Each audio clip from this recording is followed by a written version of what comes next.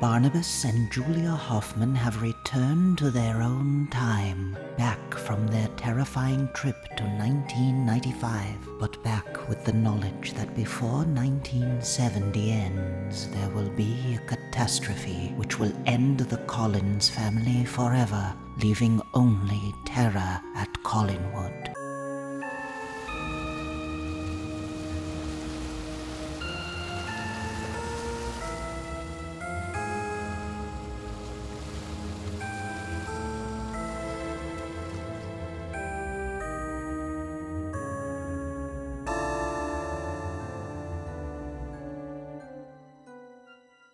Daytime Gothic is here. It's a charity magazine celebrating dark shadows, and you can now order this magazine. Proceeds benefit Macmillan Cancer UK. The magazine is comprised of 120 full-color pages of interviews, features, fiction, artwork, and photographs.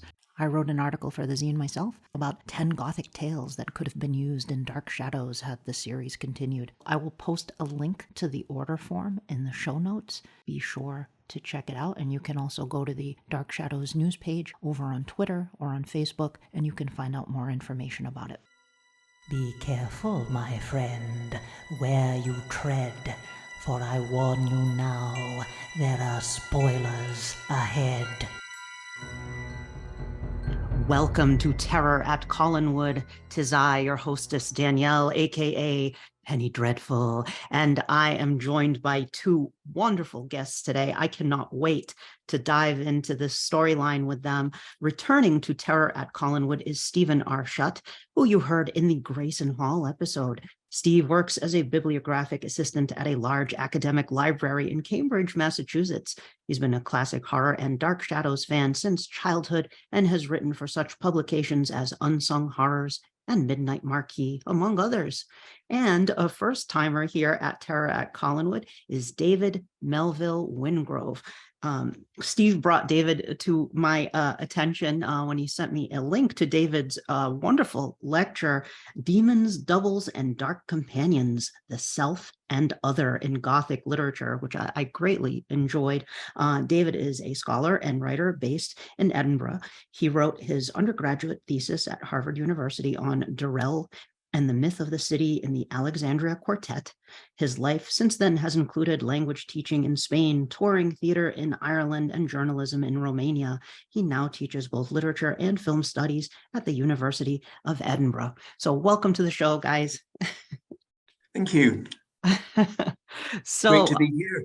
Oh, it's my pleasure to have you both here. Thank you for taking the time to do it. I know there's a bit of a time difference. You're over in Scotland right now, and Steve and I are here in Massachusetts. So both very spooky locations. We're haunted New England and haunted Edinburgh. So it's the perfect combination of terror here for this episode. So Steve, when you were on the Grayson Hall episode, you talked a bit about your background with Dark Shadows and how you got into it. But I'd also like to give David the opportunity to talk to us a little bit about how he first discovered all things Dark Shadows and Gothic. So tell us a little bit about that, if you would, David. I was probably the classic 60s Dark Shadows kid. I was 6, 7 years old. I'd come home from primary school just in time for Dark Shadows. It was always a bit of a rush. And the real challenge was I wasn't allowed to watch it. My mother and my grandmother had decided it would frighten me and give me nightmares, and they flatly forbade me to watch it. So what I used to do, I'd go into the living room, I'd turn on the TV with the sound really, really low, and I'd sit right up against the TV, and I'd keep one ear open in case I heard footsteps in the hallway outside. And if I did, I'd switch over really quickly to some Disney program about a chipmunk who lived in the woods and ate nuts or whatever. So my viewing of Dark Shadows was very, very sketchy because it all had to be done in secret. But even then, what my parents didn't realize is that Dark Shadows didn't frighten me at all. School was scary. Having to add numbers was scary. Having to kick a ball was terrifying. I just thought Dark Shadows was the most beautiful thing I'd ever seen in my life. And I especially loved Barnabas Collins. I was besotted with this tall, dark, exotic man. I tell you, the writing was on the wall even at the age of 6. A little tidbit. Today, my life partner of 28 years is tall, dark, with pale skin. He comes from Romania, and he has vaguely pointed teeth. I don't think he's a vampire. I think I would have found out by now. But in essence, I grew up and married Barnabas Collins. So it really is the Dark Shadows happy ending. Are there any mirrors in the house? That's it. There are, yes, and he looks better in them than I do. So bang goes that theory. Oh, wonderful. No, wait, so you grew up in Canada. You were I did, so yes. was Dark Shadows area? Was it like right on the border of the US? Because I'd heard. Well, Mhm. that's the weird thing that probably in the 60s as today, 90% of Canada's population lives within an hour's drive of the US border. Mhm. So even on Vancouver, I was on the southern tip of Vancouver Island Okay. near Victoria. We got all the American channels. So Canadian TV didn't have to buy Dark Shadows because everybody who wanted to watch it could watch it anyway. So yeah, Dark Shadows was a thing in Canada. It wasn't in the UK. I don't think it was ever broadcast here. When the Tim Burton film was released in 2012, they actually released a box set of the episodes of Dark Shadows where Barnabas Collins first appears, because they realized nobody in the UK knew what Dark Shadows was, nobody knew who Barnabas Collins was, and so they had to create an audience for the film basically out of nowhere. And they seemed to manage to do that. And it was when that box set came out, that was the first time I'd seen Dark Shadows since I was 7 or 8. It Wow. was like plunging back into my own childhood. And Yeah. I'd forgotten that in Dark Shadows, there was this little boy called David who seemed to be besottedly in love with Barnabas Collins. And it all came flooding back to me because, of course, David, he had this roundish face as I had. He had floppy hair as I did in those days. The actor David Hennessy was a few years older than me, but it was basically like watching myself in this show with Barnabas Collins. It was just uncanny. And it was watching those episodes again as an adult. I thought, my God, now I know why I was so obsessed. I couldn't quite remember why I was, but seeing, especially the interaction between little David Collins and the dark, menacing, glamorous Barnabas Collins, I got it.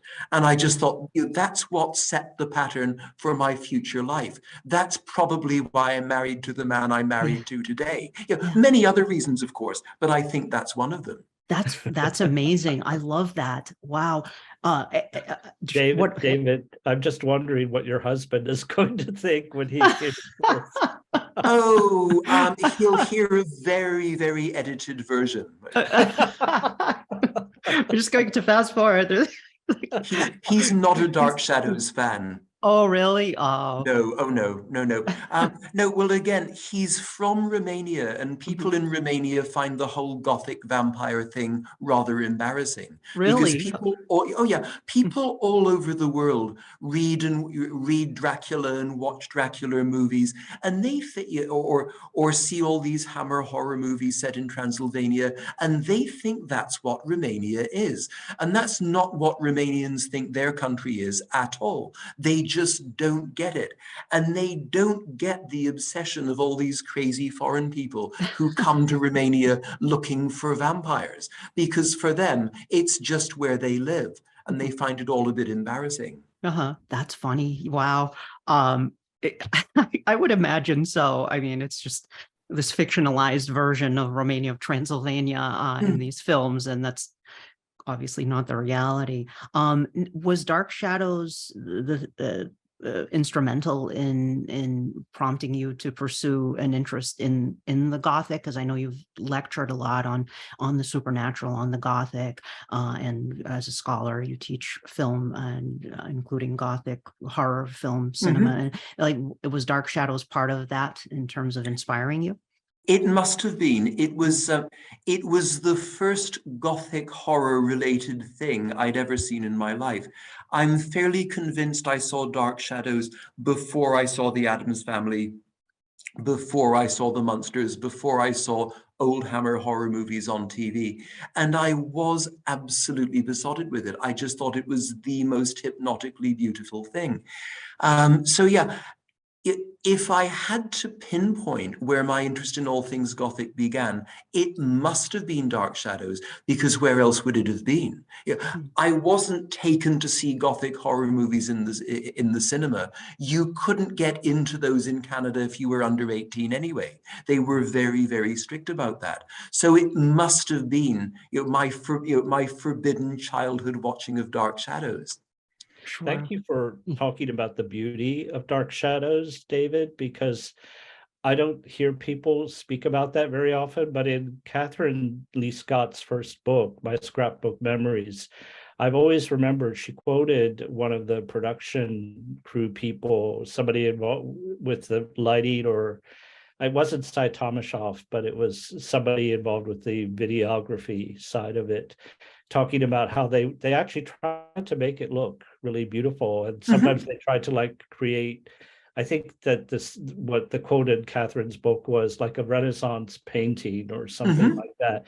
And when I was rewatching the summer of 1970 episodes, again, I was just thinking, why don't people like this? It's really beautiful to look at. Like, Yeah. there's this scene where Quentin is in Daphne's abandoned bedroom and the light like shimmers on the fake cobwebs, but it's a really gorgeous lighting effect, and nothing on daytime, or for that matter, night. I was watching it at the original time, and there was nothing on TV back then that looked like that. And then in the 70s, after the show went off the air, I watched all those evening, some of them were from the Brian Clemens thriller series that had that kind of video Gothic aesthetic, because there was nothing else like it on TV at the time. Yeah. I mean, and they used, the gel lighting in some of the scenes, just the atmospheric use of the fog, and combined with Cy Tomashoff's sets, the camera works. If you some of those early episodes too, the black and white episodes, they would in the very early ones, they would get low to the ground just to show off Collinwood, the majesty of Collinwood. I mean, they did some amazing things in that studio, like nothing else on television. Absolutely, at that time, or I would say even since. I mean, given the budget and the time constraints they had, what they were able to pull off is quite remarkable. So we're here to talk about today the summer of 1970 storyline. Now, as Steve mentioned, there are a lot of fans who either don't like this storyline or don't even, it doesn't even register for a lot of people, I think. And I don't know if that's because Dark Shadows, when it was syndicated, this storyline was not aired. The whole much of after Parallel Time, we didn't see any of that until the MPI home videotapes came out and the Sci-Fi Channel started airing it. But even then, people still, they talk about 1840, they talk about 1995, they even talk about 1841 Parallel Time. But this summer of 1970 storyline is often either ignored or just kind of poo-pooed. And there's some really great stuff in this storyline. I have gone on record as saying I love all of the Dark Shadows storylines. I can always find something to love in every Dark Shadows storyline. Is this the strongest storyline, iconic like 1795 or 1897 or Introduction of Barnabas? No, I would say not, but it is a really compelling storyline in a lot of ways. There are a lot of cool things about it. It's to the point where I was emailing the two of you guys, even the name of the story, like everyone has kind of a fan name that's become the unofficial name of a storyline. What people say, the Leviathans or 1795, immediately what that is. But this storyline, it's so nebulous. I mean, I've in ye old fandom days, I remember always being referred to as summer of 1970, or in Warren Odson's articles, Causality at Collinwood, summer of 1970, Hauntings. But some of the other names people have referred to this storyline by are Ghosts of Gerard and Daphne, Gerard Styles, Destruction of Collinwood, or as Patrick McRae calls it, Ragnarok, which is a fun story, a fun title for this storyline. But I want to talk about this. Like, where did you both see this storyline when it originally aired? I know, Steve, I think you said you did. Mm-hmm. Yeah. Yeah. And feelings about it when you first saw it. Well, what I actually remember watching it at the time because I found it really compelling. I also remember watching Parallel Time really clearly, which was the preceding storyline.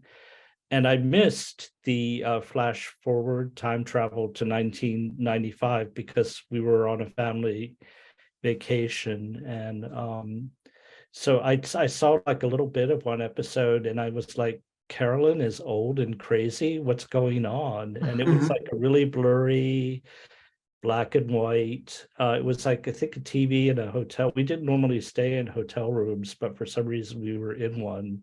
So, but I remember being very intrigued by the hauntings of the summer of 1970. And one of the lines that really stuck in my head, it's just so weird, like what sticks in your head so many years later. But I could never forget this bizarre scene where David and Hallie, who are both too old to be in a playroom with a bunch of kids' toys. Definitely, yes. But when I was watching, I was, I guess, 13 that year. It didn't really register to me, like, why are these teenagers in this kid's toy room? And Hallie is suddenly overtaken by the ghost of Carrie. And David notices her affect has gotten really strange. And he's like, Hallie, will you stop talking like a weirdo? And Hallie, and Carrie's response is, how strange. I know the word weird, but the addition to the letter O to the end makes it quite bizarre. He's like, Hallie, knock it off.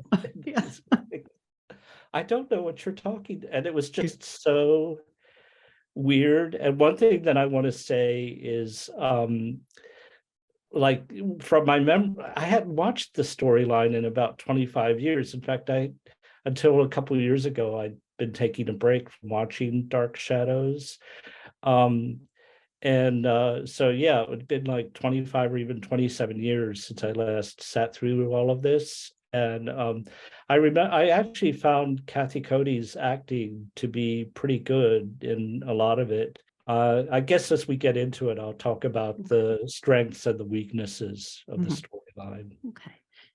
And David, did you watch this when it first aired, this storyline? I'm fairly sure I didn't. And the reason for that is my best friend from childhood, who's still a friend today, she's told me that growing up, she had a huge crush on Kate Jackson as Daphne. And when she told me this, I said, wait, Kate Jackson was in Dark Shadows? I didn't remember seeing any of her episodes at all.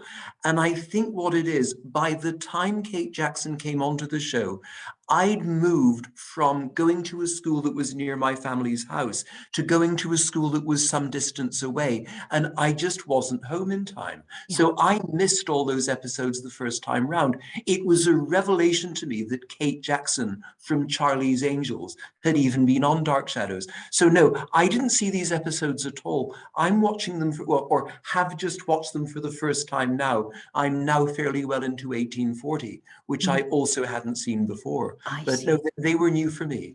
Okay, yeah, I hadn't, when they were airing it in syndication, like I said, they stopped it at partway through Parallel Time. But in the interim, I picked up my scrapbook Memories of Dark Shadows, which had a synopsis of the entire series in it. So that's where I found out Kate Jackson had been in Dark Shadows. And then I got into the fandom and at right around that time, 86, 87, and I picked up the Dark Shadows Concordance 1840, which was published by Kathy Resch. And this, my mind always goes to this when I'm thinking about these storylines, because I was enraptured by this book, and just the illustrations by the amazing late great Warren Otson. Just, you can see he was a brilliant illustrator and writer too. But I just these summaries of the episodes really amazing.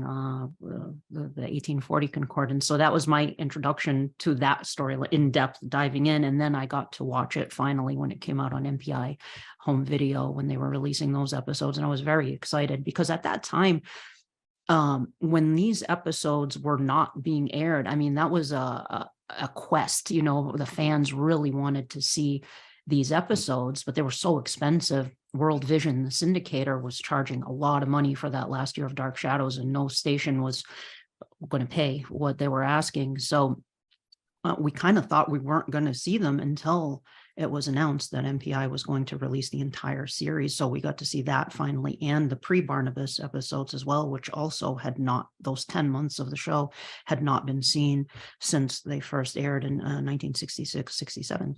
So this storyline, there are really two storylines happening here, two major storylines. We have the hauntings at Collinwood of Gerard and Daphne and Tad and Carrie. So we have these 4 ghosts who are active at Collinwood. And we also have the Sebastian Shaw astrologer and Roxanne, the vampire storyline. And there's some unknown link that's going on here between Roxanne and Gerard. It's hinted at that there's some connection there, but they never really explain. I think that's the tagline for this storyline. They never really explain anything. Should just be the tagline for this whole, because there are all these strange, mysterious ideas that they put out there, things like the Java Queen and the pirate crew and all of this kind of stuff. But Rose Cottage, what's the importance of the playroom, the carousel,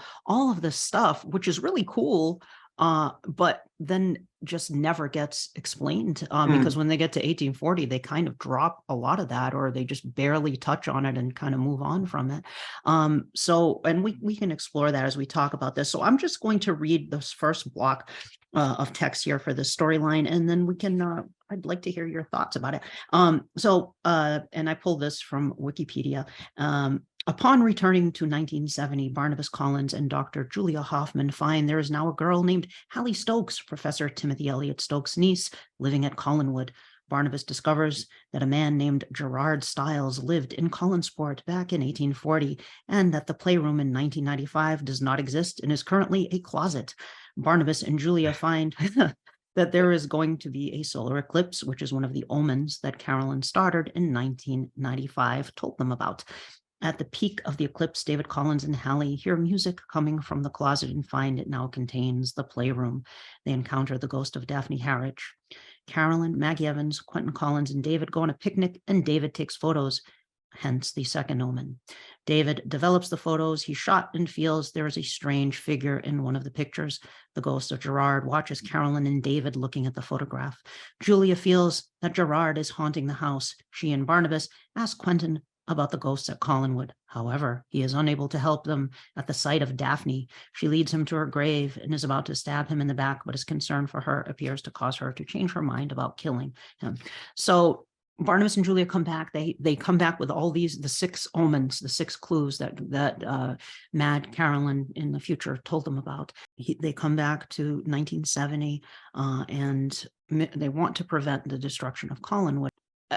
I think one of the frustrating things about this storyline that fans find, and I can see, everyone knows that Collinwood is going to be destroyed, and yet everyone's keeping secrets. No one is talking about, David and Hallie fall under the sway of these ghosts.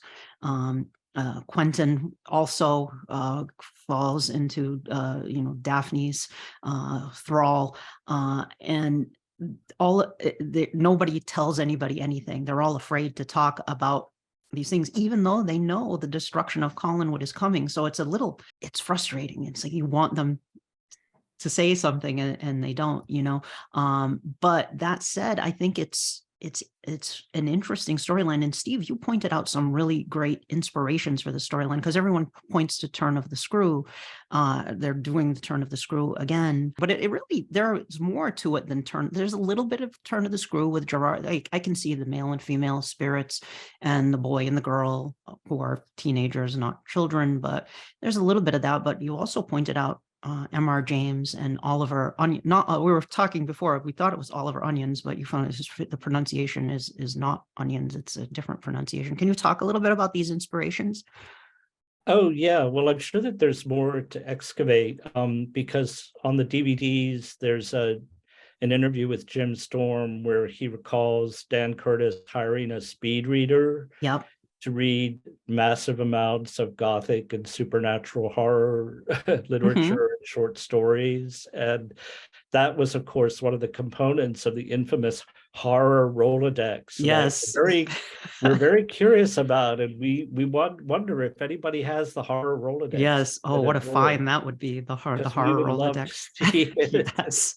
Like how are some of these things even summarized? The Oliver, so apparently the family name of Oliver Onions was pronounced Onions, which is like in Britain, if you have the family name Chamonley, it's actually pronounced Chumley, and there are numerous other things that, well, I mean, English is a much older language than we sometimes are aware of. But the Oliver Onions story, the Beckoning Fair one, which was also a key component to the Night of Dark Shadows script, and it was dramatized for a series called Journey to the Unknown that did air, I think, on the CBS network in the US in 1968, although it was produced in England by Hammer Studios. It was one of those series that would be done in the UK where they would have an American guest star in each episode to try to put it out in other markets, not just the US, but some other, like one of the episodes had Chad Everett as the guest star. And the Beckoning Fair one, so I always thought, oh, Sam Hall must have watched the Beckoning Fair one, which he might have done when it was shown on Journey to the Unknown, but he also just might have read the plot synopsis in the horror Rolodex and made use of it for, because Sam had to pull the Night of Dark Shadows screenplay out very quickly, as you know. Yeah. And so it's more of a mood, really, than an actual thing that happens. It's like this man whose life is slowly taken over and destroyed by this malevolent female spirit. And David, did you say you had read it, or you haven't had time to get around to that one yet? No, I'd read the Beckoning Fair one before. I managed to reread it yesterday. But the fascinating thing for me is that it seems to have been very much in the air at the time they made this, because there's a wonderful Italian horror movie from 1968 called A Quiet Place in the Country, which is an unofficial, updated adaptation of the Beckoning Fair one. And I taught that earlier this year in my Gothic cinema class. And it's a psychedelic, swinging 60s Italian Marxist horror movie starring, I'm not making this up, Franco Nero and Vanessa Redgrave, who were a famous couple then and actually got married a few years ago, each of them having been with many, many other people in between. And it's a fascinating update of this old English Gothic story to Italy in the swinging 60s. And the hero, who's a writer in the original story, he's a conceptual avant-garde pop artist in the film. The ghost turns out to be the ghost of a young woman who was murdered by the fascists during the Second World War, during the occupation. Again, the director Elio Petri was a devout Marxist, so it's very politicized. It's very it's made politically relevant, and for me, that's the most fascinating thing about it. It's an attempt at a left-wing Gothic horror movie, whereas Gothic horror tends to be quite a right-wing genre. It's all about order and the establishment under threat from dark forces. And this really is an attempt at a Marxist Gothic horror movie, which seems like a total contradiction in terms. Maybe it is, but the film works. It's wonderful. So whether the Dark Shadows people ever saw that, I really have no idea.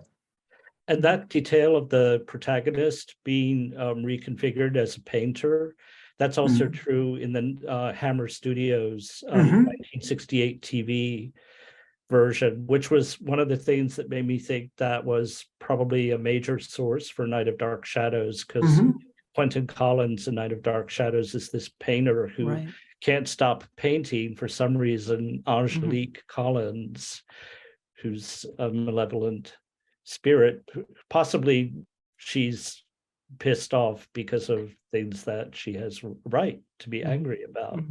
And in the show, in this storyline, it's Quentin and Daphne, the ghost of Daphne. We never know her motivation. I mean, she seems malevolent at times, but at other times she's seems that she loves Quentin, or she loved Quentin the first, and sees this as sort of the reincarnation of Quentin. But there's a scene where she's going to stab him in the back with a knife, and then she drops the knife and doesn't go through with it. I assume these ghosts are all in sort of Gerard's power, perhaps, and resisting his influence, maybe. But you could also say she's also more like Miss Jessel than Beth was as well. If we're looking at Turn of the Screw again, she has, I think, a little more in common with Miss Jessel. But then we also have the two M.R. James stories, where M.R. James, of course, amazing writer of ghost stories. So we have number 13 and the Haunted Doll's House. So Steve, you want to talk a little bit about that? Oh, I just want to say that with the Daphne storyline, that's one of the few elements where they follow through with the foreshadowing in the summer of 1970, where Quentin's in Daphne's abandoned bedroom, and he finds her diary where she wrote, "Today I must kill Quentin Collins." Yeah. And that's one of the few cases where we find out, when we get to 1840, how she came to Collinwood, and we see her writing that in her diary. Yeah. And so that's worth mentioning. Number 13 is important because it's about a room that's a ghost, a room that can appear and disappear in a very perplexing fashion. And so David, did you get around to reading that? I did. Yes, I'd never read that story before, and it made perfect sense. The way you tied it in with Dark Shadows, because the way the playroom appears and disappears is exactly the way the hotel room appears and disappears in number 13. I mean, it's almost a direct steal. It's very, very cleverly done in both the television series and the original story. But yeah, you can see the inspiration in M.R. James. For sure. One of the things that they didn't explain, and it's kind of cool that they didn't, is near the very end of the summer of 1970 storyline, Quentin says, "No, I have to go in the room first. Julia, if you try to go into the room, it'll be a closet." Yes. Yeah. And they don't explain. So like, one of my theories about the what's going on in the background that's never explained is certain people at Collinwood are the reincarnation of people who lived there in 1840. And at one point, Quentin describes David and Hallie as the astral twins of Tad and Carrie. Well, I would just say that they're the reincarnations of them. But I don't know. I guess maybe somebody found that phrase in a book and thought it was worth using. But so Carolyn is the reincarnation of Letitia Fay. And then Quentin is the reincarnation of the 1840 Quentin. And so they have this special relationship to the spirits and also the the black magic or the sorcery that the spirit of Gerard is practicing as part of all of this. And the fact that Gerard is not just a ghost, but the ghost of a very powerful warlock who has really like warlock superpowers, kind of like in 1840, Angelique becomes like super witch. And so that partly explains why people try to oppose Gerard. The only person who gets away with opposing Gerard is Letitia in the form of Carolyn. She's able to stop him from destroying Rose Cottage. And the use of the Rose Cottage dollhouse is perhaps a steal from the haunted dollhouse in the James story. It just, when I was watching it this time, because when I watched before, I hadn't read The Haunted Doll's House, and I read it a few years ago, and I thought, oh, that's kind of like what happens in The Haunted Doll's House in a way. It's kind of an odd story, I guess. I think there are certainly echoes of that story with the Rose Cottage dollhouse, and the fact that there's a real house, a real analog for the house, just as in the Haunted Doll's House. He ends up finding the ruins of the original house, etc. But I think so. And the little dolls, he sees them come to life at night, and this whole scene transpires. I can see that there might have been in the horror Rolodex, and maybe they pulled some elements from that. Number 13, I think 100% was the inspiration for the Playroom. It really seems, it's so on the nose, you know. There are a lot of aspects to that story that it's clear, I think, that one was the inspiration for the Playroom, although they never really explain the significance of the Playroom, because you see it in 1840, at the start of 1840, but then they just kind of drop the whole Playroom thing. Gerard must have murdered the children in that room. We also have the stairway through time also exists in that vicinity, so there's something going on with the Playroom that never really gets explained. The carousel that, yes, the tune of the carousel is Gerard's theme song. So whenever Gerard is around, you hear that weird music. And I loved how, when you were talking to Ray, you talked about how absurd it was when Barnabas says, well, music is rarely used to frighten someone. And I was like, yeah, that line really hit me in the face like a ripe tomato, because yes. Barnabas, hello. Yes. Music box. Exactly. Yes. Yeah. Yes. But there's actually a very similar toy that shows up in Strange Paradise in early 1970s, several months before half a year before it shows up on Dark Shadows. And when that toy carousel suddenly starts turning and playing its song, that means that there's the spirit of a dead relative. But it's a benign spirit that nevertheless sometimes seems possibly malignant. So it's kind of ambivalent, like the Daphne spirit. And I do wonder if somebody stole the idea of a toy carousel being linked to a spirit from Strange Paradise, which is one of my favorite shows. It was produced in Ottawa, Canada. Yeah. I've never actually seen Strange Paradise. I mean, since I've been posting a lot and writing a lot about Dark Shadows, and friends in Canada have been saying, "Oh, David, do you remember Strange Paradise?" Well, no, I don't remember actually seeing it. I may have, but what you say about the music is fascinating, because in some ways, Dark Shadows is almost Wagnerian. The way in the Ring of the Nibelungen, every character has a musical motif that's associated with them. And you don't normally think of Dark Shadows in terms of a Wagner opera, but in the way the way it plays out and the way the storyline unfolds over time, it is almost operatic. And you have that whole thing of characters who are linked to certain musical themes. And I find that fascinating. And Anna Russell's lecture on the leitmotif of Wagner's Ring cycle is a must listen for those who are devoted to Queen culture, because Anna Russell, although she was a female, was definitely a queen. Like when Erna is saying to Wotan, be careful, Wotan, be careful. And then she gives birth to 13 children. It's anyway, I'm sorry, I'm going off topic there. Oh, no, not at all. Edit that out.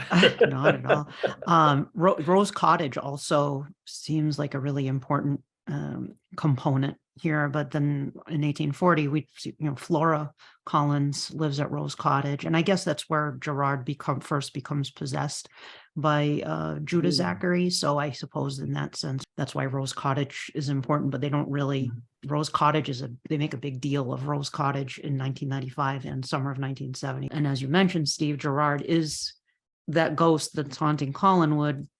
Everyone thinks it's Gerard Stiles, aka Ivan Miller, but it's actually Judah Zachary. So give me some thought. What are your thoughts on this, on Gerard and Daphne? Let's talk about them a little bit, because these are the new antagonists, I guess, that are introduced. And so what are your thoughts on them? Well, when I was watching it, I just thought, so in Jim Storm's memoir, his interview that's on the DVDs, the ones that I have at least, he talks about reading for the part of Gerard to Dan Curtis, that he remembers it being that he auditioned in front of Dan. And I found myself thinking, what did they have him read? Because for the first several months, he doesn't have a word of dialogue. And I just wonder, like, how long he spent in front of a mirror practicing those diabolical leers. Yes. I mean, he had the most evil look. Yeah, the sneer. Like he was contemplating pulling the wings off flies or something. And it's quite insidious, and with that weird, makeup that they would put on him and the weird lighting. I think nowadays probably people don't get the kind of frisson from that kind of thing that one did back then, but it's so full-blown Gothic. Oh, yeah. Aesthetic. Yeah. He's not doing anything. He's just looking and leering, and it's chilling to me. But nowadays people don't think it's chilling unless somebody's eyeball is being gouged out in slow-mo, which that's, to me, that's not horror, it's just revolting. Yeah, so great. Yeah.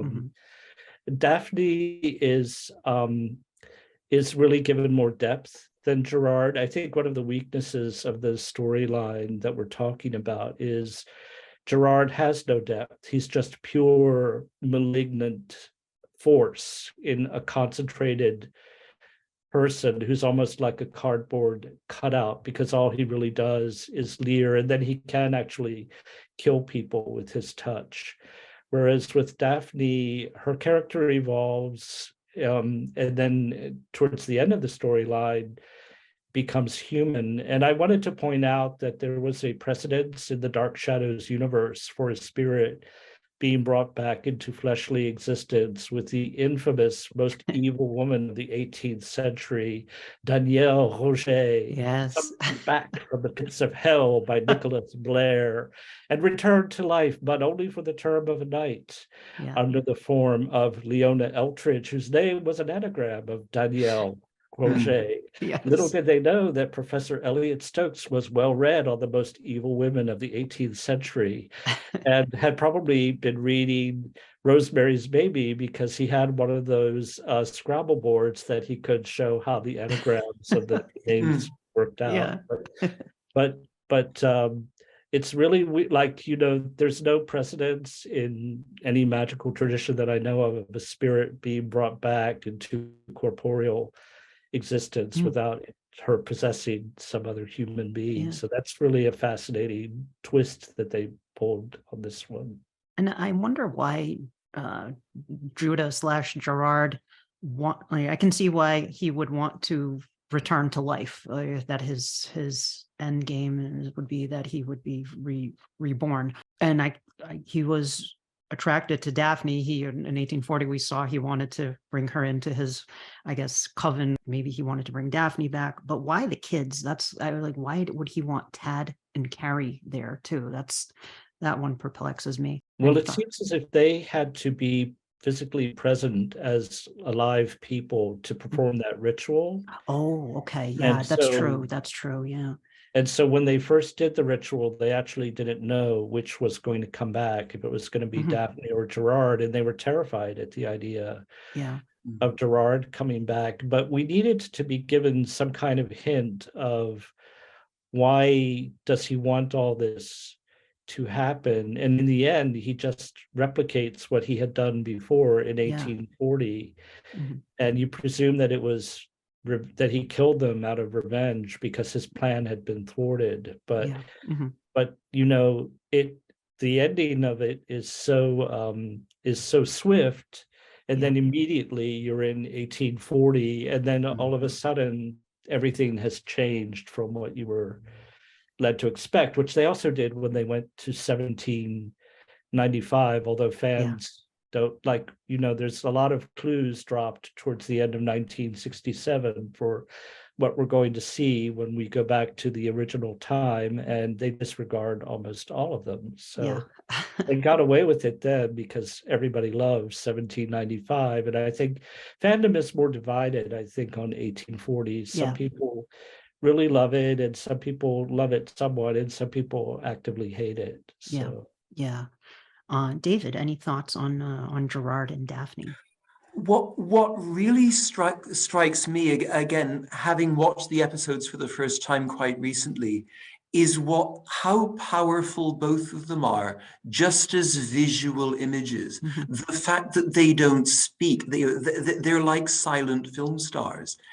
And Daphne especially is very interesting because when Kate Jackson first appears and doesn't speak, with the long black hair and the way she's lit and the way she's styled, she looks like one of the great Gothic horror movie stars of the 60s, actors like Barbara Steele or Martine Bezic. Yeah. And I, I expected, I expected watching the episodes that when she did speak, she'd have this low, purring, rather sinister voice. Come to me, children. Yeah. Like Martine Bezic in Sure. Seizure. And of course, when Kate Jackson finally speaks, she actually, she has this high, slightly whiny, rather sweet voice. She sounds like a very nice girl. And it's almost as if the character of Daphne has got to be rewritten once she opens her mouth and Yeah. speaks, because Kate Jackson just hasn't got that kind of voice.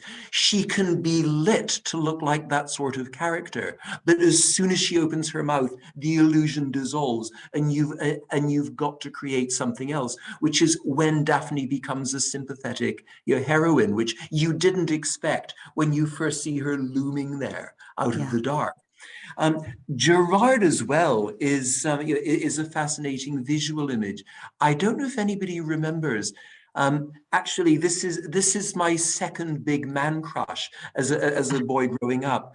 Was Richard Chamberlain as Lord Byron in Lady Caroline Lamb, a movie from the early 70s. yeah. And honestly, the way Richard Chamberlain is costumed and styled as Lord Byron is almost verbatim how Gerard looks in Dark Shadows. It's as if they copied the hairstyle, the makeup, the costuming, everything. I mean, Chamberlain as Byron doesn't look the least little bit like the historical Lord Byron as we see him in portraits. Who does he look like? He looks like Gerard in Dark Shadows. So that I find fascinating, just how powerful the visual image is.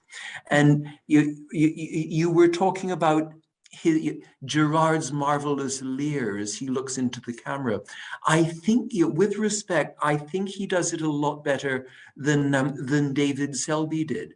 When he was playing the menacing ghost, David Selby would come on and attempt the same leer, and it didn't quite work. I find myself saying, oh, come off it.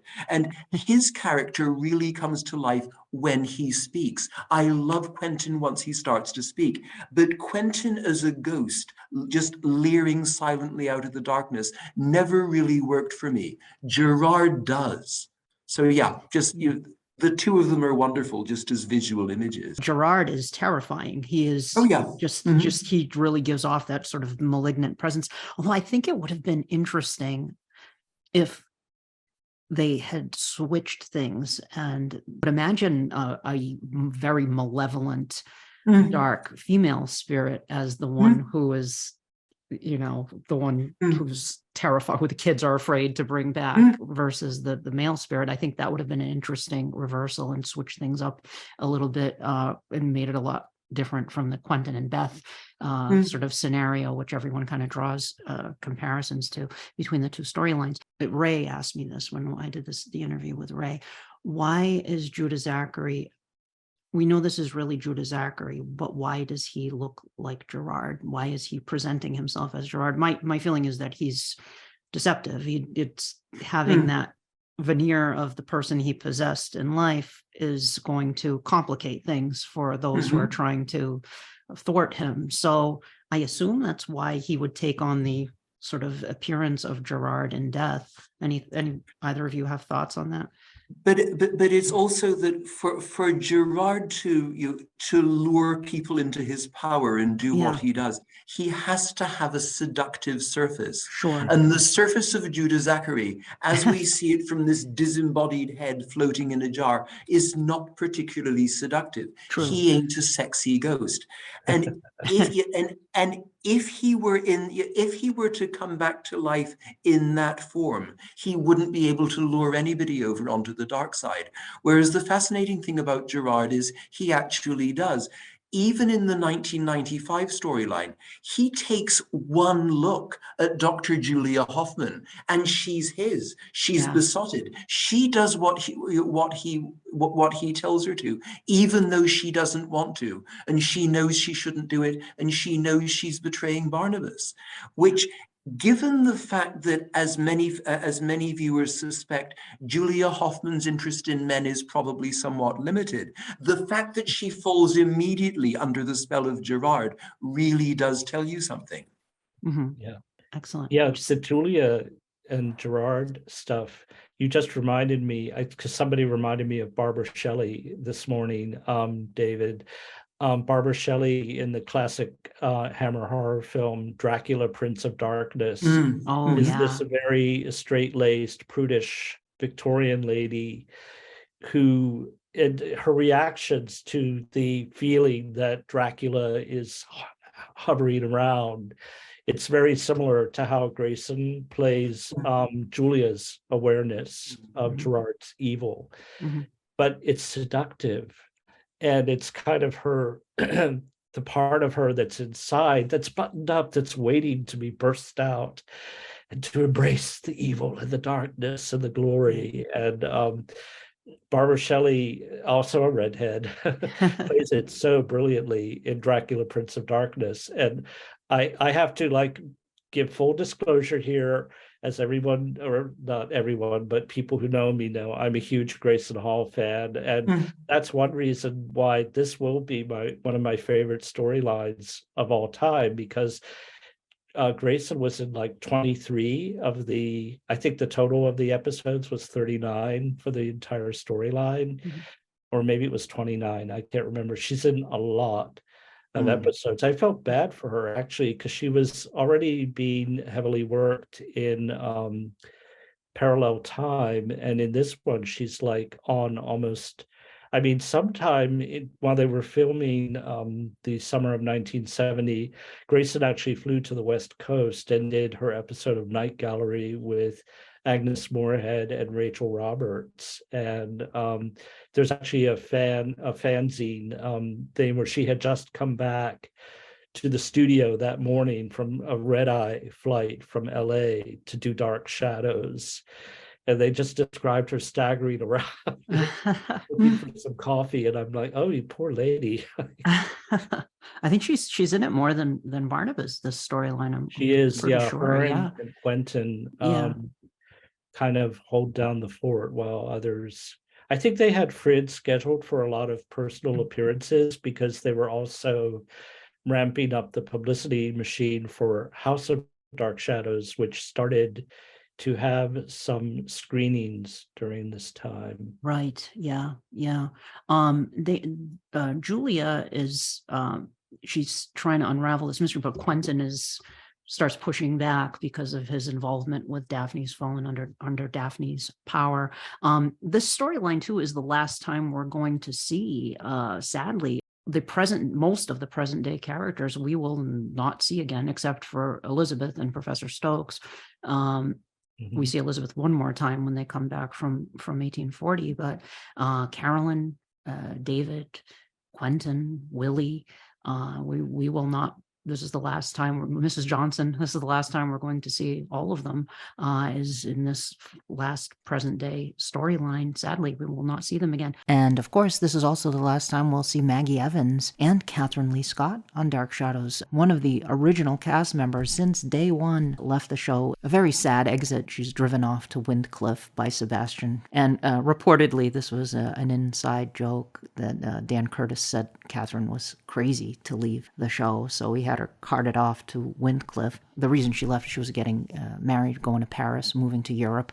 So she was going to be living in Paris and hopeful that she would someday come back to the show and jump into whatever storyline was going on. But that sadly was not meant to be. So yeah, goodbye to Maggie Evans.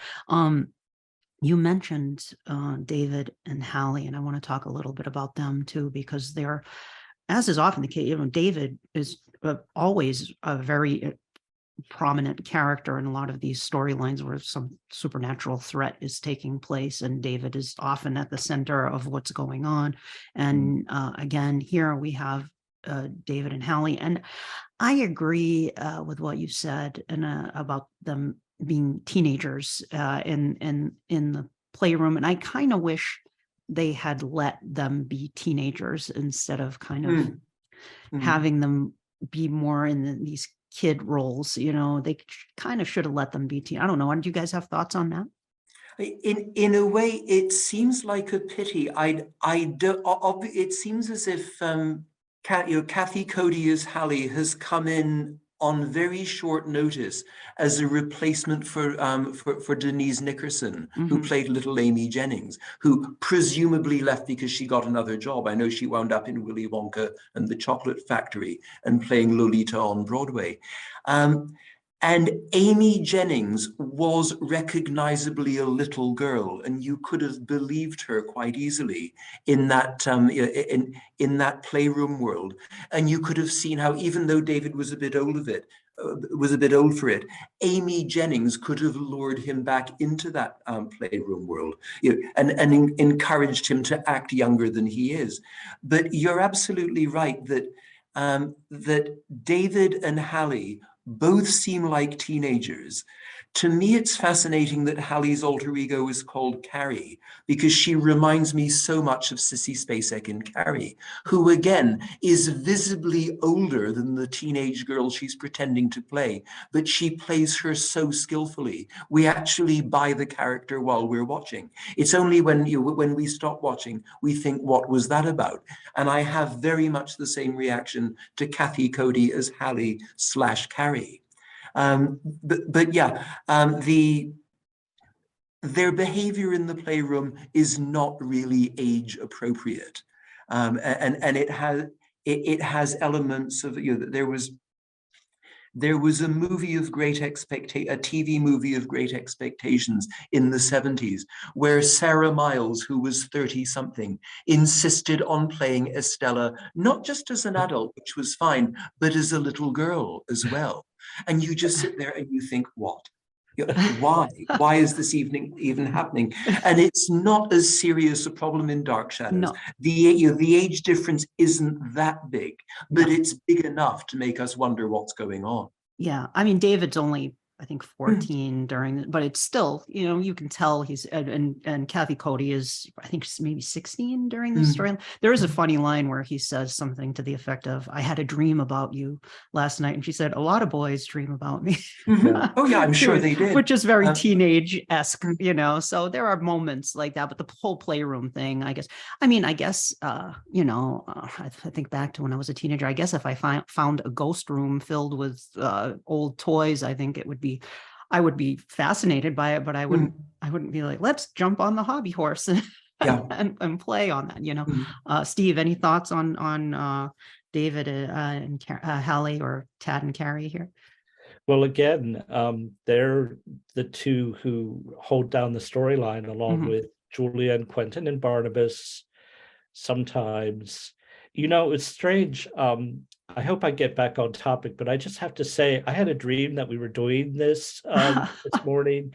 And in my dream, I was saying to you, oh, I wish they brought back Hannah Stokes to help investigate the ghosts at Collinwood, because I just thought Hannah was such a fun character. And I realized, well, they weren't going to do that because they already had Grace in there. And you could only have like one fabulous middle-aged dowager at a time on TV. That was one of the rules. You couldn't like have an entire series about them. Right. But David and Hallie, I love the scene where Barnabas and Julia and maybe Carolyn or somebody are in David's room, and David comes in and says, "What is this? A convention?" Oh, I love that. Yeah. Yes. Yeah. I always thought when they advertised the Dark Shadows festivals on the Sci-Fi Channel, they should have included. Oh, that yes. clip. That would have. How did they not do that? I mean, that would have been perfect. Oh my goodness. Yes, absolutely. You, David, you mentioned the silent film quality of Gerard and Daphne, and there are scenes with just the two of them alone, not speaking. I love those scenes. They're so eerie. There's two ghosts having a silent scene together. It's really cool. I mean, super spooky stuff. I love that. Moving on here, Elizabeth Collins Stoddard goes to see Sebastian Shaw, an astrologer, after becoming concerned that some great tragedy is coming to the Collins family. Carolyn is shocked when she meets Sebastian, who looks exactly like Jeb Hawkes. She has Sebastian prepare a horoscope for her and asks him many personal questions. He decides not to complete Carolyn's horoscope when he learns that the only reason she asked him to do it was because he looks like Jeb, the third omen. So I guess this was the unfinished horoscope. At the same time, Barnabas finds Roxanne Drew, our time's version of Roxanne from the parallel time universe, who works as Sebastian's personal assistant, but she has no interest in Barnabas. Unbeknownst to Barnabas, Roxanne is also a vampire, and she targets Maggie to feed on her blood to turn her into a vampire, and Sebastian is her daytime protector and slave. Barnabas persuades Sebastian to take Maggie away from Colin's support as he tries to find a way to stop Roxanne. I really thought the Roxanne vampire storyline was really cool. I thought it was a really cool twist. It's something they hadn't done on Dark Shadows before. Kind of a Countess Dracula. They're doing a lady vampire, which I thought was really cool. And she came out of nowhere. Like there was like how Roxanne, it's shocking. Roxanne is the vampire who's preying on Maggie. There are really cool callbacks. Maggie is once again the victim of a vampire, but this time Barnabas is serving as her protector. Julia is initially suspicious of Barnabas, that Barnabas was the one who attacked Maggie. There are so many cool moments with the whole, and then Willie and Julia discovering one of the best episodes of this storyline, perhaps the best episode of this storyline, in my opinion, is when Willie, Loomis, and Julia find the coffin, Roxanne's coffin, and discover that the vampire is in fact Roxanne Drew. And Willie wants to drive the stake through her heart, but Julia, it's kind of a heartbreaking moment, and shows how much Julia cares for Barnabas too, and stops Willie from doing it. It's a really great episode, classic Dark Shadows episode. I think that doesn't get enough credit. So thoughts on the whole Sebastian Roxanne storyline here? Oh gosh, that's definitely one of the things that really gripped me when I was watching this back when it was first on, because even though, you know, that feeling of the storyline up to the moment when suddenly it switches back to vampire melodrama, as I put it in my notes, was like it's very claustrophobic, and the walls are closing in on these people who, that's like fate, like, you know, you can't fight fate. That's basically, which I guess is very Wagnerian too, David, to come back to what you were saying. But when the vampire appears, at the time, it was really baffling. Like, who is this vampire? You know, I mean, I can't really convey just how totally absorbed into Dark Shadows I would get when I would watch it back when it was first on. It was like nothing in the outside world would exist. I don't think people watch media generally like that anymore, because there's always something else going on. It seems like people watch media while they're texting their friends or, you know, doing goddess knows what. But it was just so absorbing, and it was so shocking when Roxanne was revealed to be the vampire. And I feel like that was another thing that they could have developed more. Like, I would have liked to have seen a scene where Barnabas, and she doesn't just try to like attack him, but they actually have a conversation. Because, like, obviously in the 1970s storyline, Barnabas was not Roxanne's vampire master. It was somebody else, but we don't know.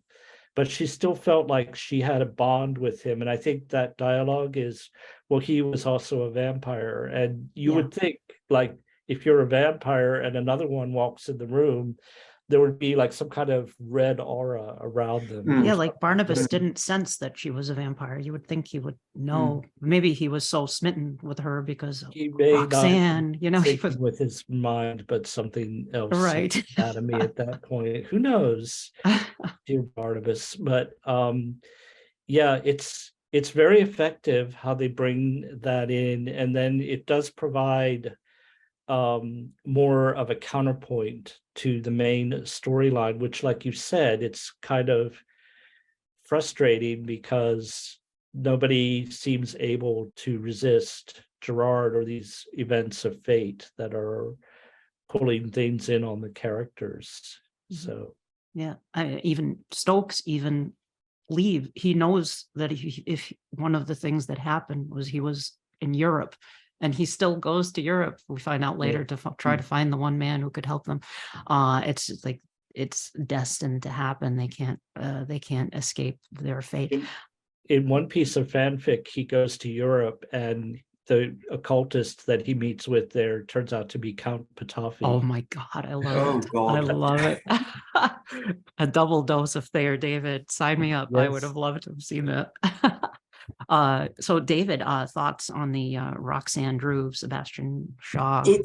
Well, I mean, the whole thing with Roxanne, it's absolutely astonishing to me that for a show which has drawn quite consciously on all the great classics of Gothic horror fiction, it's taken them over 1,000 episodes before they have a glamorous lady vampire who feasts on other ladies, which really is one of the staples of Gothic fiction. Yeah. You've got Sheridan Le Fanu's Carmilla, you've got George MacDonald's Lilith, you've got Théophile Gautier's The Beautiful Dead. There are all these wonderful antecedents of the character of Roxanne, and it's almost as if the producers, even of a show which had a lot of gay subtext in it, which Dark Shadows does, they thought, oh no, we can't possibly have lesbian vampires on television. No, we won't go there. And then suddenly, after about 1,000 episodes, they do.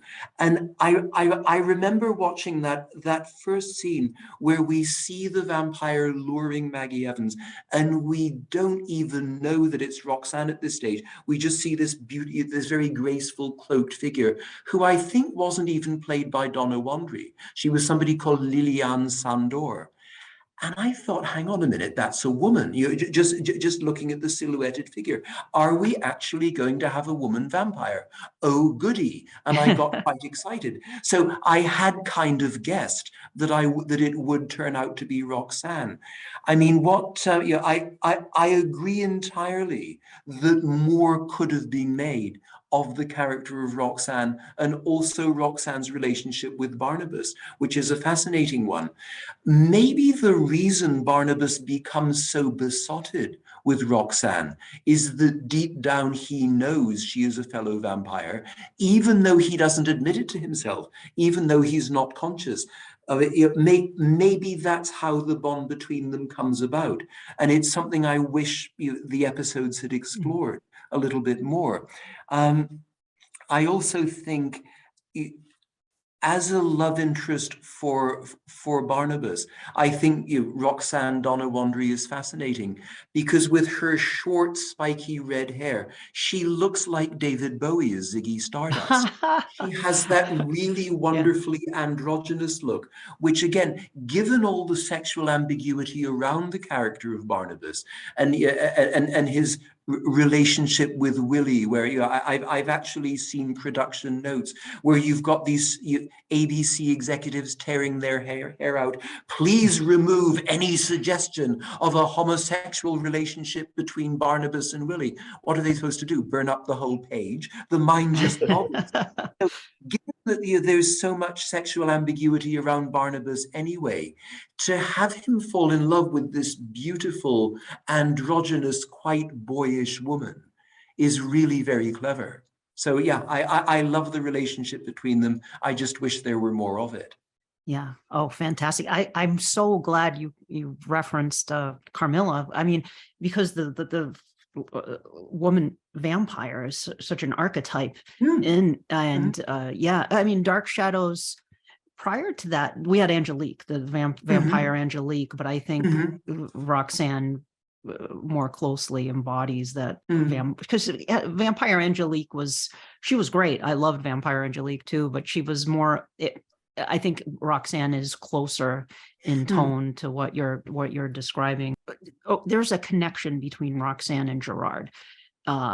She seems to be aware of what Gerard is doing, and Gerard stops Sebastian Shaw from staking Roxanne, which I always thought, well, how did Sebastian even, not staking, shooting her with silver bullets? I don't know, Sebastian how did he break free of her control? Because she's a vampire and he's the servant of the vampire. So I think he says something when he met Maggie, he broke free of Roxanne's control, but that seems odd to me. But anyway, Gerard's ghost appears and stops Sebastian from destroying Roxanne. So Gerard wants Roxanne in play, and she shows up at the same time Gerard and Daphne start manifesting. So I wonder if the writers had in mind, or if in the first run of events, what happened the first time around. How did Roxanne and Carrie and Tad possess David and Hallie? They talk about how the dogs were howling back in 1840 and these attacks were taking place, but Barnabas had not yet traveled to 1840. So who turned Roxanne into a vampire first? Was it Gerard? Judah/Gerard, or was there another vampire around? Do you guys have any thoughts on any of that? It's a bit like an Escher drawing or a Möbius strip. It just goes round and round and round. I mean, my take on it was that Roxanne was alive at Collinwood in 1840 before she became a vampire. When she sees the ghost of Gerard in 1970, she knows exactly who this is and how dangerous he is. Other characters can intuit how dangerous he might be, but Roxanne takes one look at him and she knows because she was there. And again, it's one of the many instances where I just don't think they do enough with Roxanne. And I think there's so much of her to explore. By the way, I must confess, I'd completely forgotten that Angelique became a vampire. I love Angelique. I love Lara Parker. I have such an image of her as a witch. Yes. When she became a vampire, I remember I just didn't buy into it. I thought, okay, yeah, she's a vampire. Yeah, for how many episodes is that going to last? I didn't buy into her as a witch the way as a vampire, the way I do buy into Roxanne. Yes, yeah. I'd completely forgotten that Angelique became a vampire, which is ridiculous, but I did. So apologies for that. Oh no. Well, she was sort of almost, I almost thought she was a sort of a hybrid between a witch and a vampire, because she still had her witch powers and cast a reflection in the mirror, and yet she was I think there was something different about the vampire, Angelique. Steve, any thoughts on Roxanne's original origins? Any or speculation on that? Or I love the analogy to the Escher yeah, drawing. That's true of so many of the Dark Shadows storylines, I find. And in those Warren Odson books, by the way, the art on that book is like fantastic. it's amazing. That Yeah. 1840 concordance. And what fans don't realize now is how important that book was when it came out, because there were a few fans who had audio tapes of the last year episodes, and those tapes circulated, but I think in a very limited way, in a kind of fanish network. I don't think it was gray market at all, although there might have been some of that, because your uncle obviously knew, Danielle, your uncle knew how to get hold of videotapes of some of the episodes, but nobody had videotapes of the last year. And so like Warren Odson wrote that fabulous essay where he speculated on a lot of this plot stuff with the two bodies of Barnabas Collins or something like that. And I imagine that he also speculated on what was originally going on between Roxanne and Gerard and Barnabas, and how the timeline was changed, because that was the kind of mind. It's just such a tragic shame that Warren died when he did. I know his theory was that Barnabas was always the one who turned Roxanne into a vampire, and that was Barnabas wasn't aware of it yet, because in his timeline he hadn't done it yet, but that Roxanne knew that he was the one who turned her was going to turn her into a vampire, and just wasn't saying. She'd made that comment about their connection, which I tend to lean toward what you said, Steve, that it was just that they were vampires. But Warren's theory is that, I mean, I think it's an interesting theory. It's a compelling theory that this was going to happen. Barnabas just didn't know it yet, that he was the one who was going to turn, which is very much the MC Escher style storyline you're describing. It's an interesting theory. Warren's article, Causality at Collinwood, it's a great, he wrote some excellent articles that speculated on the Dark Shadows storylines. I love stuff like that. When I would read those articles, I would just, it gets your imagination going, filling in the blanks. The spackling, as Kathy Rush has a fandom term of kind of filling in the blanks of what really happened here. My thought is that Gerard was involved in her becoming a vampire. I mean, because she'd know there's a connection there between the two of them. So something must have gone down. What about Sebastian Shaw? Thoughts on Sebastian Shaw, the astrologer? I wanted to say, I actually really like the characters of both Roxanne and Sebastian, but I think the fandom is divided on Roxanne. Some people really like Kathy Resch was a big Roxanne fan back then, and I imagine still is. And for those interested in fanish history, I have to advise them to go look on YouTube for your interview with Kathy, because it's one of the best interviews. To me, it was just utterly fascinating to hear Kathy talk about it. But with Sebastian Shaw, he's one of the least popular characters, it seems like, in the series among the fandom. But I think he's fascinating. He wore really groovy leather pants and really groovy jewelry, and he just had that look of somebody who was in the occult scene in the early 70s. It was like pitch perfect, and I think Chris Pennock at that time was really very attractive, very telegenic, always very committed in his performance, and I miss him. I'm really sorry he's no longer with us, because he had a wild sense of humor, and he was really great at playing these very offbeat roles where there was a turn on a dime kind of element of danger. Like all of a sudden you could find him kind of scary, because he was a big guy, and his face was not classically handsome, but ruggedly attractive, and had that kind of edge of, like, it could be sensuality or it could be menacing. And I felt very happy for him when we moved to 1840, Oh, and yeah. suddenly they've come up with the ideal role for him of Gabriel He was great as Collins, Gabriel. and Yeah. whoever was writing it at that point, just they found the perfect dialogue. And his scenes with Vestov, who's like to me one of the greatest actresses in the entire show, and with all the other characters, they're just marvelous. Yeah. And as for Donna Wandry as Roxanne, her physical presence is just ethereal. Like that's a Yes. wonderful comparison with Bowie, because just that kind of ethereal fairy tale kind of beauty. It's and she also, I felt, was very grounded as an actor. So she just didn't have very many scenes, Yeah. as Roxanne. There's only a handful Yeah.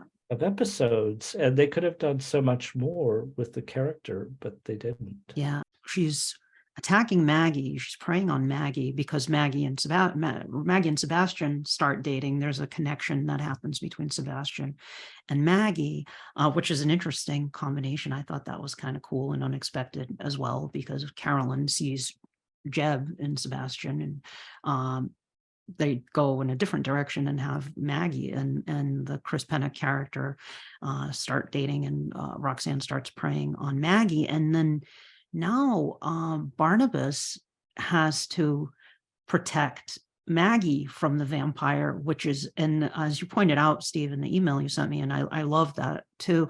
There are a lot of references in this storyline. Not a lot, I shouldn't say a lot, some references to earlier storylines, in addition to referencing Jeb from the Leviathan storyline. But Barnabas reflects on his own attacks on Maggie, and how he wanted to make her his, and the suffering that he caused her, and now he sees what he did to her, and all of these great lines, which I think those episodes were written by Joe Caldwell. I'm pretty sure, because Joe Caldwell was writing those original Barnabas episodes, a lot of those episodes, and he was back during this storyline. But it was really cool to see Barnabas as sort of the protector. And David, you mentioned, how Gothic horror is sort of a right-wing genre in some ways, where it's this, stage structure here that's being threatened by the other, right? But Dark Shadows kind of makes the other the protagonist of the show in a lot of Absolutely cases. It sort of subverts that, which is really fascinating. And Barnabas, the vampire, is protecting Maggie from a vampire, and I think that, and reflecting on his own horrible deeds. So, any thoughts on that before we move on? I think it's what you've said is really putting your finger on what Dark Shadows did that I think was unprecedented at that time, was creating a vampire with a conscience. I can't think of any vampire before Barnabas Collins who had any sort of conscience or sense of morality. And I do know that in the 1970s, when Anne Rice was creating the character of Louis, for example, in Interview with the Vampire, who was this blood drinker who was just tormented all the time by his conscience, one of her conscious inspirations was Barnabas Collins from Dark Shadows. And I think we really see this humanization of the vampire in the evolution of Barnabas Collins, and in the evolution of his relationship with Maggie Evans. Whereas if we go to those early episodes where he's holding her prisoner in the basement, and he's got Willie keeping watch on her when he's sleeping in his coffin, and then he comes and preys on her. And this is the classic ruthless 19th century vampire behavior. And once we come to these episodes, it really has gone almost 180 degrees, where he's become her protector. There's that fascinating moment where Barnabas almost bites Maggie on the neck, and then Julia comes in and stops it. And it does raise the question, which I think is a very real one. If Barnabas is a reformed vampire, as he seems to be in 1970, how does he stay alive? Doesn't he need to drink blood? He's he's no longer been cured of his vampirism, which he was for a while, but he seems to have been reformed to the extent that he's still a vampire, but he no longer drinks blood. How does that work? And I don't think the episodes really answer that question. Yeah. With Anne Rice, it was, as vampires, we only slay evildoers. And, and that works to some extent. But with Barnabas, it's not even that. Mm-hmm. He just seems to stop drinking blood. Right. At least on camera. Yeah, exactly. Maybe he's preying on the villagers over in Rockport, but maybe not killing them. Maybe he's just drinking their blood. But Maggie specifically, I think he's actively resisting. He's always drawn to Maggie Evans. Steve, before we move on, any closing thoughts here on this situation here with Barnabas and Roxanne and Maggie? My wonderful friend Nancy does a holiday card every year that has a Barnabas and Julia theme. Uh-huh. And this year, the shot that she chose was Julia walking in on Barnabas in a clutch with Maggie. And I love how Grayson just says, Barnabas! Yes. Yes. And the caption was, what mistletoe, Barnabas? What mistletoe? And then you turn it over and it's Barnabas going, oh, busted.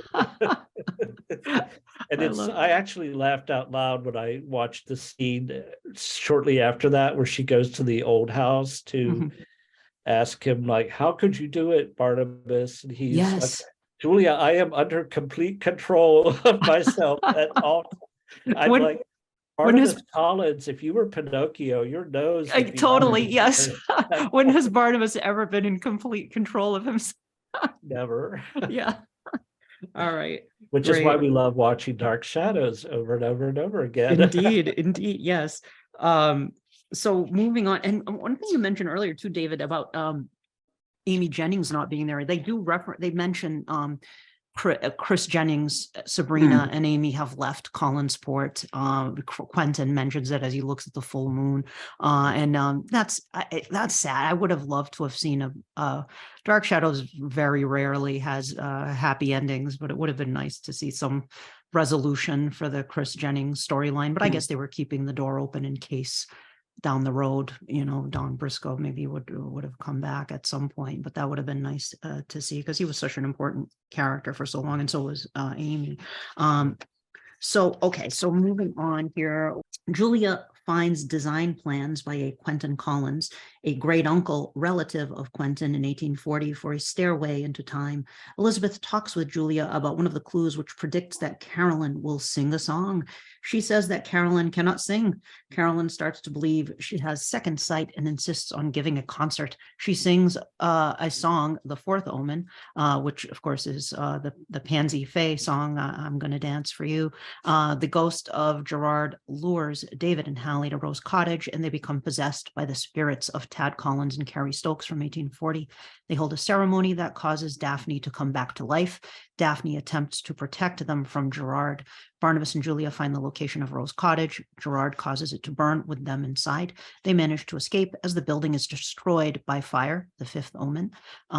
Gerard then kills David and Hallie, the sixth and final omen, and he kills Daphne as well, and summons a mob of zombie pirates back to life to destroy Collinwood. As Collinwood is destroyed by the rampaging zombies, the stairway into time appears. Julia uses it to escape the ensuing chaos. However, the zombies manage to prevent Barnabas from reaching her. This is a synopsis that I pulled off of Wikipedia. There are a lot of details missing, like Gerard waving the green flag 3 times to cause the zombies to rise. Quentin loses his mind when he finds the dead children and Daphne dying. And Carolyn, of course, becomes possessed by Letitia Fay as well. It does feel like it rushes to a conclusion here. I wonder if the storyline was meant to be longer originally, and maybe Dan Curtis said, well, let's wrap it up and go to the past. I have to wonder about that. Steve, go for it.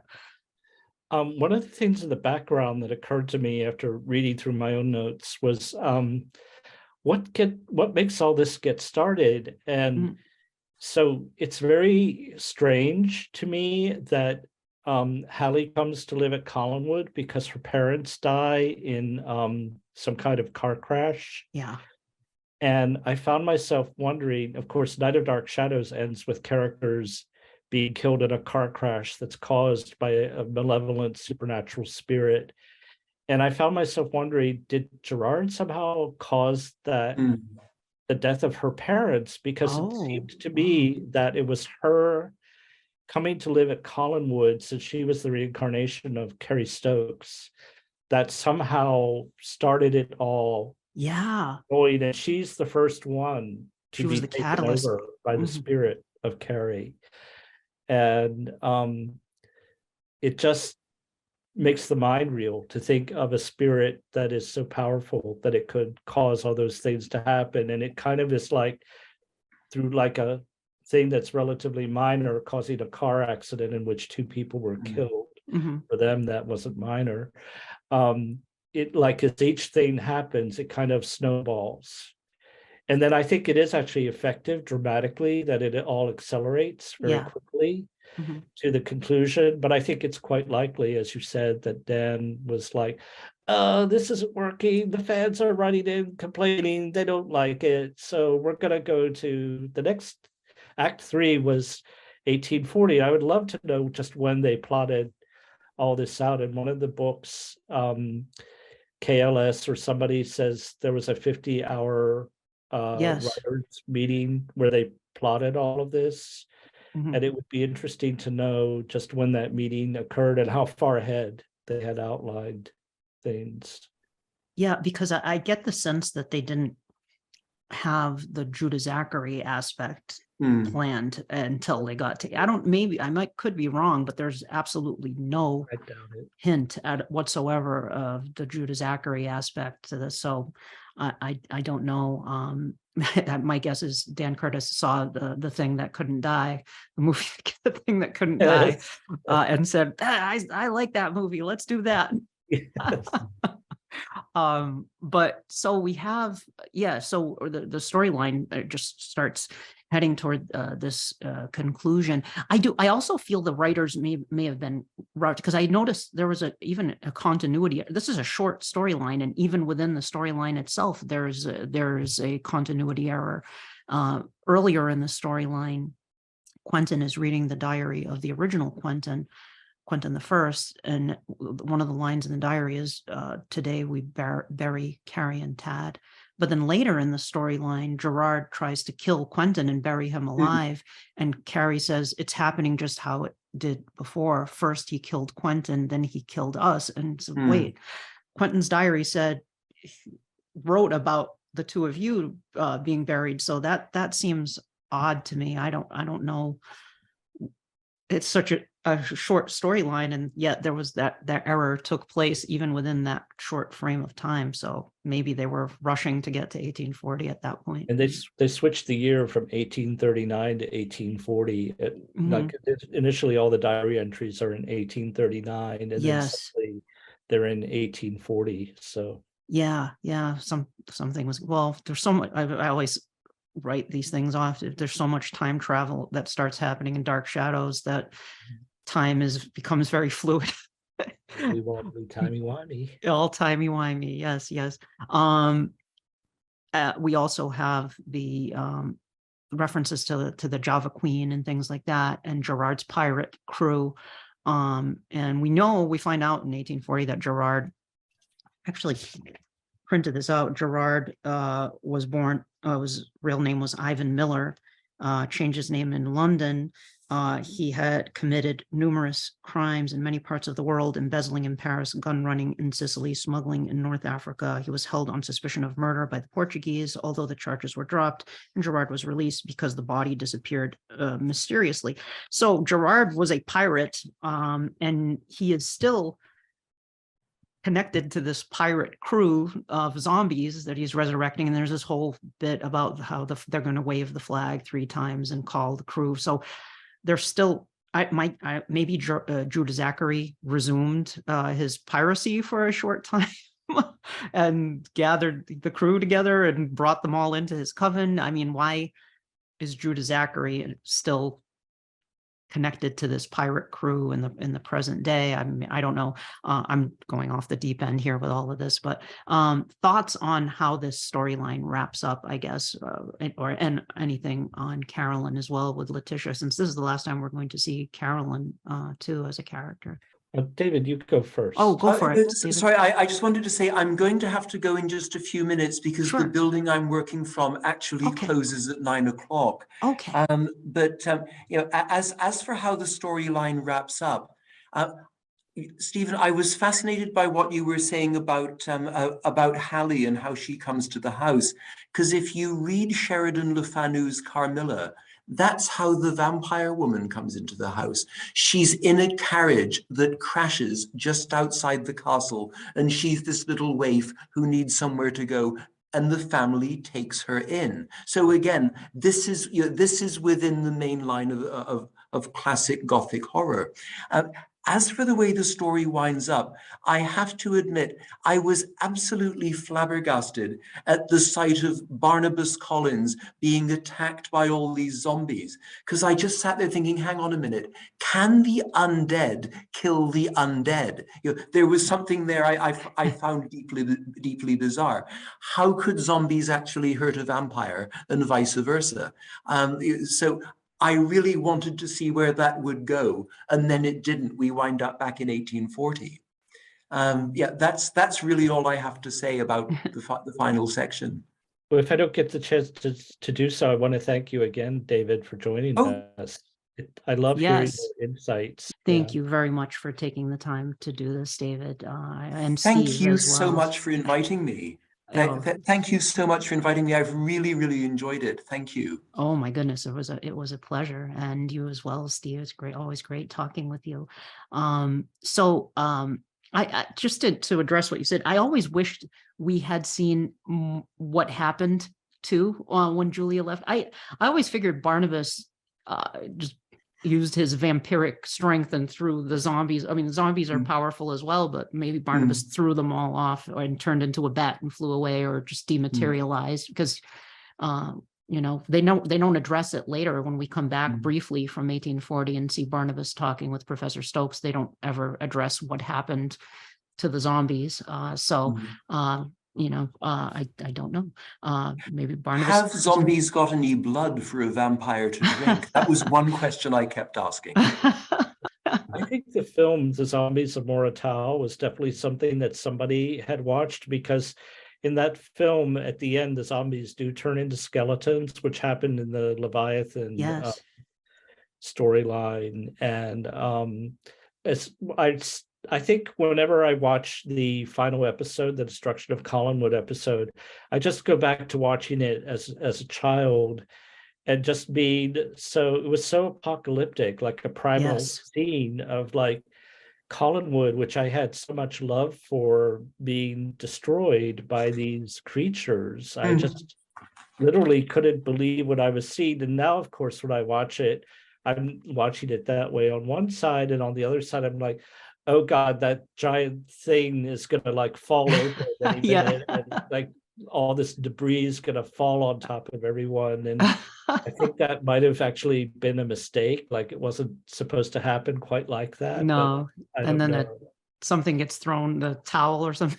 A towel gets thrown on one side. On his face. He rips it off. Yeah. And he rips it off. Yeah. It is cool seeing zombies invade Collinwood. That is a pretty awesome sight to behold, though. I think it's still really cool. I wish Louis Edmonds had been here. I think he was in Europe during this storyline, and I wish he had been part of this storyline. Roger, it would have been cool to see how Roger Collins would react to all of these goings on. I just have to mention, for people who are curious, on the Dark Shadows wiki, they actually point out that a couple of the same actors who played zombies during the Leviathans came back to play zombies again for this storyline. And it's kind of interesting how Quentin gets buried alive by Jeb Hawkes, and then he gets buried alive again by Gerard. And those parts do feel kind of like, they're like playing the greatest hits of Dark Shadows. And I wonder if Quentin would have died. Would his portrait have protected him? Would he have just been buried alive suffocating for all time, which is a pretty horrifying thought. Does the painting protect Quentin from physical harm? Yeah, I think both of you I'm afraid I'm going to have to go. Otherwise, Okay. zombies are going to lock me in the building, which would be fun. So thank you both so much again. Bye, David. And thank you. Thank you very much. Good night. Take care. Thank you. Good night. Stephen. Good night. Bye Good bye. night. Take care. Bye bye. All right, we'll wrap things up here, Steve. Yeah, I wonder if the portrait, Quentin's painting, because we see a part in 1897 where Patofi slashes Quentin's face with a brandy glass, and then the painting starts to bleed instead of Quentin. So I wonder if he would have not died, which is pretty horrifying. Just the thought of being buried alive for all time. Yeah, I don't know. He's in the coffin for like 2 hours and he doesn't die. Yeah, So it does suggest that he has at least much more ability to survive something like that than an ordinary person would. Yeah, and the painting the heartbeat comes from the painting. I mentioned in the episode I did with Ray, I didn't think we saw the painting again, but we do see it one more time here with the painting, the heartbeat coming from the painting to alert them to him being in danger. Yeah, this is a funny thing. Whenever I see the painting of the old Quentin, it reminds me of Bill the Cat in Doonesbury. I don't know if you ever I'm familiar with it. That. Yeah. Bill the Cat, he had like one eye was bleeding and the other eye was kind of not there, and the tongue was sticking. When I was watching it the other night, I was like, "Oh, Bill the Cat." Bill the Cat. I love it. Oh, Letitia Fay, I just want to briefly ask you. They may also make this whole thing about the Pansy song, her singing Pansy song, and then Barnabas recognizing the song when Julia tells him about it and saying there must be some connection there, and that this is going to lead to them thwarting Gerard somehow. And they never make anything of that either. So I assume Letitia Fay is meant to be some ancestor of Pansy's or something, or she's connected to Pansy in some way. Maybe Pansy was Letitia's reincarnation. I don't know. Yeah. It's not consistent in the way that they handled it during the summer of 1970. There's scenes where Letitia is the dominant personality, Carolyn is there, and then suddenly it's Carolyn, but she has second sight, but she's interacting as Carolyn, not as Letitia. And I think it was just because, as seems to have been the case during every storyline, they were, although I think the episodes were being written in order, they were being taped in a very spotty kind of way. And I never find that out until I go and look on the Dark Shadows wiki at the taping dates versus the broadcast dates. But that's why none of the actors could ever remember any of the storylines, because none of it they must have just had to focus on this day's script. We're going to do this. Not like, well, wait, why, like, am I still enthralled to Count Patafi or not? Because it was all taped out of order. Yeah. But I personally think, having just watched it, that Carolyn was the reincarnation of Letitia. I don't know about Pansy. Maybe those were successive incarnations. And I think they needed to clarify that, but they didn't. I think they gave Nancy to do another Cockney role because she'd been such a success. Right. As Pansy Faye, which I loved the stuff with Pansy, but again, some fans don't like it. So, well, again, greatest hits of Dark Shadows, like you said, like, oh, this people, some fans thought it was too much. I love her as Pansy. I thought she was so much fun as Pansy, but I think you're right. The greatest hits of Dark Shadows, pulling things that they liked the first time around and bringing them back and reimagining them in a different way. Any other thoughts on summer of 1970 before we wrap things up?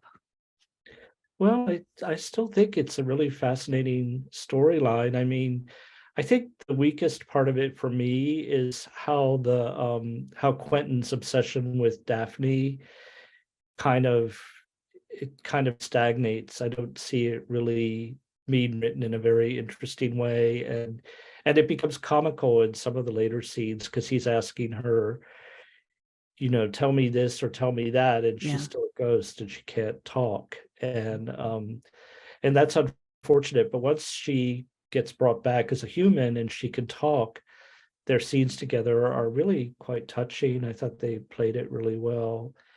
And I don't know, I guess I feel like no matter how much I point out of the things that I like about a storyline like this, the fans who already made up their minds that they hate it or they wish it weren't there, or they're not going to change their minds. So yeah. Well, so sometimes people will give things another chance after listening to some different perspectives on it. Hopefully, ideally, I mean, with this podcast, I like celebrating Dark Shadows. I'm not.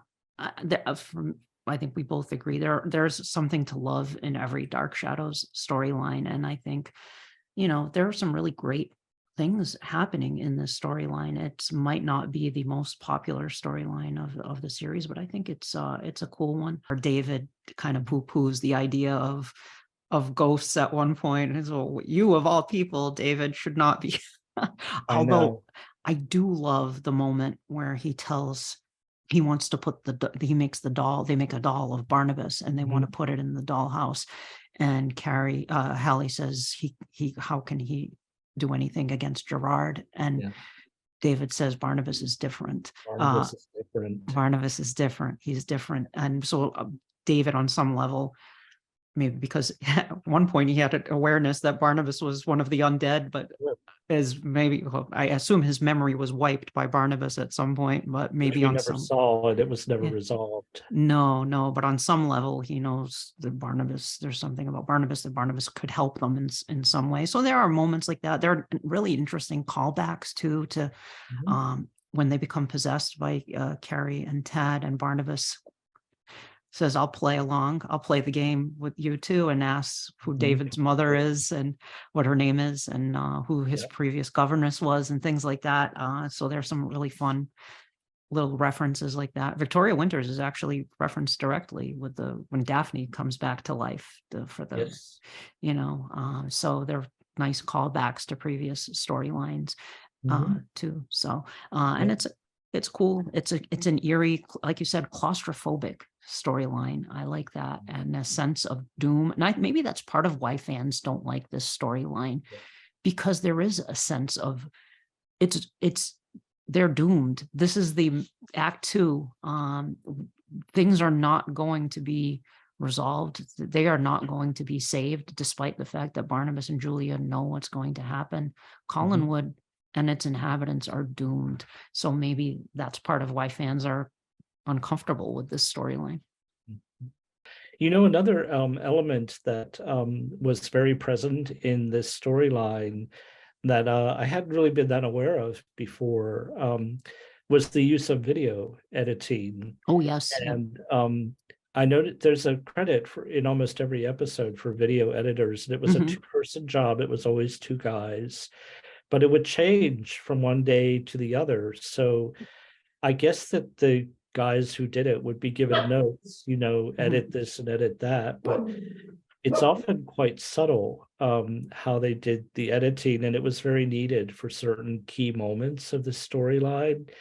So that's something now whenever I hear an interview or read one where people go, well, we never edited on Dark Shadows. They're like, well, starting in 1969, they were using editing, but they were using it selectively. If somebody made a major goof, they would just keep rolling, but they wouldn't necessarily fix it in the editing. Yeah, I think probably the technology improved over the course of the series, so that they were able to do it more affordably and faster, because they were definitely doing it during 1970 parallel time.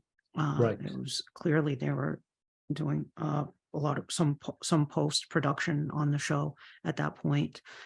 So it changed. And another thing, I keep thinking of things that, like, you called out Sebastian's costume. his outfit, and it was very like 70s occult, and a lot of the fashions in Dark Shadows started to change as it went along too, because the first couple of years of Dark Shadows, it could have been a 1930s or 1940s horror movie. They were all wearing suits or these formal dresses and things like that.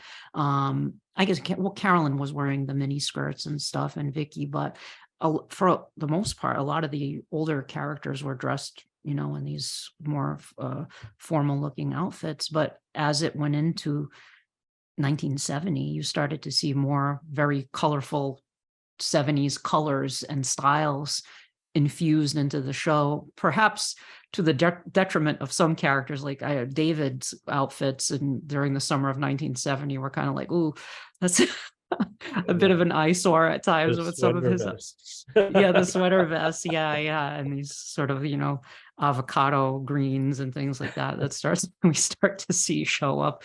Like, oh yes, the 70s have arrived. But they do embrace, I think, more the modern styles, I think, as it went into 1970, it seems. Yes. I loved Laura Parker's Peter Max dress in as Parallel Time Angelique. That was like really Oh yes. I did not love Parallel Time Quentin's wide ties. Oh God. And those jackets. The jackets. Oh yeah. It's like, can we go back to black and white, please? Or David Selby. Yes, yeah, exactly. It's like, why would you have David Selby? Why would you put him in that outfit? But anyway, but it's parallel time fashion, Anyway, they still dress that way in parallel time, from what I understand. All right, Steve. Well, thank you very much for talking with me today. I really enjoyed chatting with you and with David. And folks, if you are listening to this podcast, please be sure to subscribe to the podcast. If you're listening on audio via Apple Podcasts, please subscribe and please do rate and review the podcast. As of this recording, I think we're at 59 ratings right now, and I'd love to see it get to 100 ratings. We're not at 100 ratings yet, but if you get a chance, give us a rating, give us a review.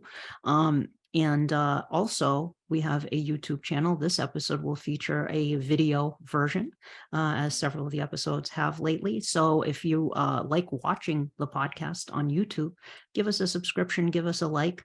This podcast is all about celebrating dark shadows, keeping dark shadows alive or undead.